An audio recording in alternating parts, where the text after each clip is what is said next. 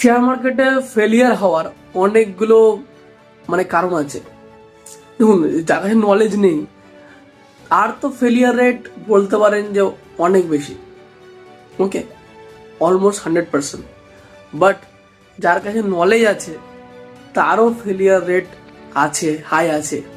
প্রবলেমটা কি হয়, যখনই আমরা শেয়ার মার্কেট শেখা শুরু করি এবং করা শুরু করি, আমরা দেখি যে কিছুদিন পর থেকে রেজাল্ট আসছে, তারপরে আবার রেজাল্ট আসছে না। কারণ হচ্ছে যে আপনি মার্কেটের সেন্টিমেন্টকে ক্যাপচার করতে পারছেন না। আপনাকে সকল পরিস্থিতির জন্য, ভালো আর খারাপ সকল পরিস্থিতির জন্য আগের থেকে প্রিপেয়ার হয়ে থাকতে হবে, তবেই কিন্তু আপনি শেয়ার মার্কেট টাকা ইনকাম করতে পারবেন। এক্সাম্পল, যে সুইং ট্রেডিং করে বা পজিশনাল ট্রেডিং করে, তো সে কি করবে, যখন মার্কেট ভালো থাকবে, ভালো বলতে মার্কেট আপ ট্রেন্ডে থাকবে, রাইট? বাট যখন মার্কেট ডাউন ট্রেন্ড থাকবে বা সাইডওয়েজ থাকবে, তখন তো সে সুইং ট্রেডিংয়ে বা এক্সাম্পল পজিশনাল ট্রেডিংয়ে টাকা ইনকাম করতে পারবে না।